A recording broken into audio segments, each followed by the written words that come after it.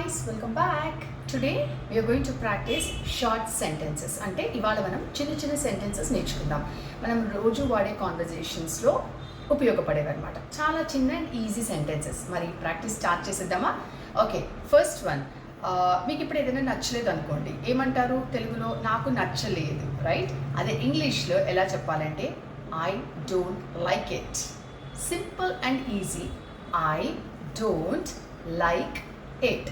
నాకు నచ్చలేదు, I don't like it. Simple and easy కదా. సో అది ఆ సెంటెన్స్ మీరు మాట్లాడుతున్నప్పుడు కూడా మీ స్పీకింగ్ స్కిల్స్ మీద ఎన్హాన్స్ చేయండి. మీ ఎనర్జీ లెవెల్స్, మీ మౌత్ మూమెంట్, అంటే ఆర్టికులేషన్ అనమాట. ఐ డోంట్ లైక్ ఇట్ అలా వెళ్ళకండి. ఐ డోంట్ లైక్ ఇట్ అంటే మీ స్ట్రెస్ చేయాలి పాయింట్స్ మీద. ట, ప, చ సౌండ్స్ ఉంటాయి కదా, ఆ సౌండ్స్ కూడా మీరు కొంచెం స్ట్రెస్ చేస్తే మీరు మాట్లాడినప్పుడు కూడా అది చాలా ఏమంటారంటే సౌండింగ్ అనేది చాలా పర్ఫెక్ట్ అనిపిస్తుంది అనమాట. దాన్ని ఆర్టికులేషన్, ఇంటోనేషన్ అంటాం మనం.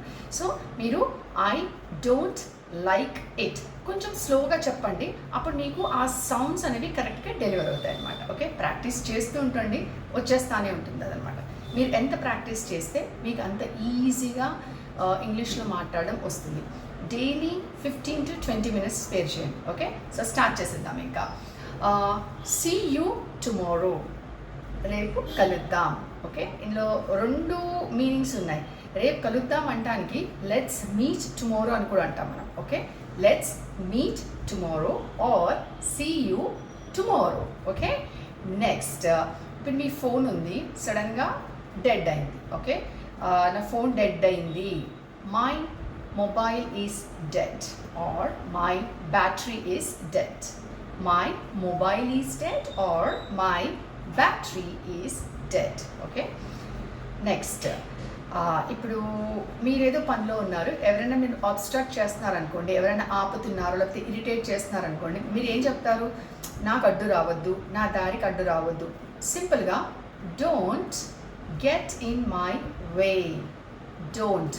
స్ట్రెస్ లెవెల్స్ కూడా వినండి మీరు. వర్డ్ మీద నేను ఇచ్చే స్ట్రెస్ లెవెల్స్, ఎనర్జీ, స్ట్రెస్ చాలా ఇంపార్టెంట్ అనమాట. Okay, don't get in my way. ఇలా మీరు స్ట్రెస్ చేసి మాట్లాడితే మీకు అదే ప్రాక్టీస్ అవుతుంది. లేదా మీరు జస్ట్ ఫ్లోలో don't get in my way అన్నారనుకోండి, మీకు ఆ వర్డ్ ఎక్కడ కట్ అవుతుంది, ఎక్కడ పాజ్ అవుతుంది అనేది క్లారిటీ ఉండదు. వినేవాళ్ళకు కూడా అది సౌండింగ్ అనేది గుడ్గా అనిపించదు, ప్లెజెంట్గా ఉంటుంది అనమాట.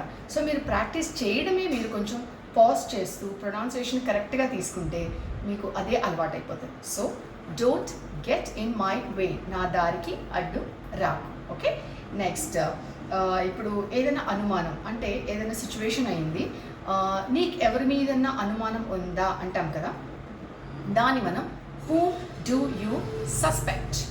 Whom do you suspect. Simple and easy కదా.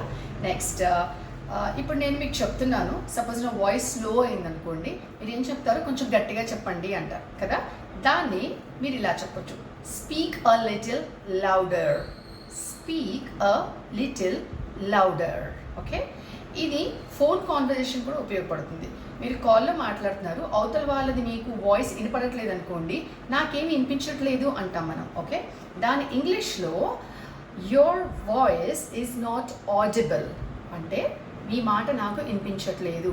Your voice is not audible.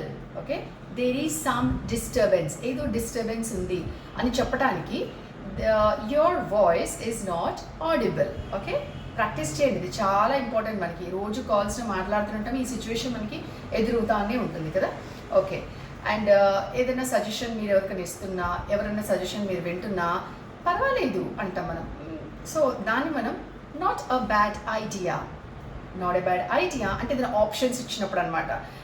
రేపు లంచ్కి అక్కడికి వెళ్దామా, ఇక్కడికి వెళ్దామా ఆప్షన్స్ వచ్చినప్పుడు, okay, not a bad idea.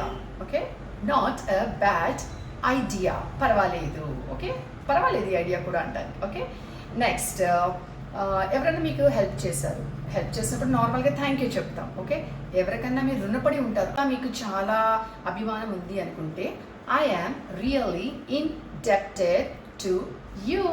So ఈ సెంటెన్సెస్ ఈ విధంగా ప్రాక్టీస్ చేయండి. సౌండ్స్ వినండి, ప్రొనౌన్సియేషన్ వినండి, ఆర్టికులేషన్, ఇంటలేషన్ అంటే మీ mouth and jaw movements, those are very very important. మీరు ఇంగ్లీష్లో జస్ట్ అలా మాట్లాడేశారనుకోండి, ఇంగ్లీష్ సెంటెన్స్ మీకు తెలుస్తుంది, కానీ స్పీకింగ్ స్కిల్స్ అనేవి, ఆ సౌండ్స్ అనేవి కరెక్ట్గా వాటి ప్లేస్లో ఉండవన్నమాట. అది చాలా ఇంపార్టెంట్. దాని ఆర్టికులేషన్ అంటారు. ముందు ముందు వీడియోస్లో మీకు ఆర్టికులేషన్, ఇంటనేషన్ మీద నేను స్ట్రెస్ లెవెల్స్ ఎక్కడెక్కడ పెట్టాలో చూపిస్తాను. ఇప్పుడు మన ఫోకస్ ఏంటంటే సెంటెన్స్ కన్స్ట్రక్షన్ ఎలా చేసుకోవాలి, ఓకే, మన డే టు డే కాన్వర్జేషన్స్ ఏముంటాయి వాటి మీద ఫోకస్ చేస్తాను. సో సైమల్టేనియస్గా కూడా సౌండ్స్ కూడా విని వాటిని మిమిక్ చేయండి అంటున్నాను. ఇది మీకు చాలా ఈజీగా అవుతుంది అనమాట ఇంగ్లీష్లో మాట్లాడడానికి. Okay, so keep practising and like, share and subscribe to my channel. Bye.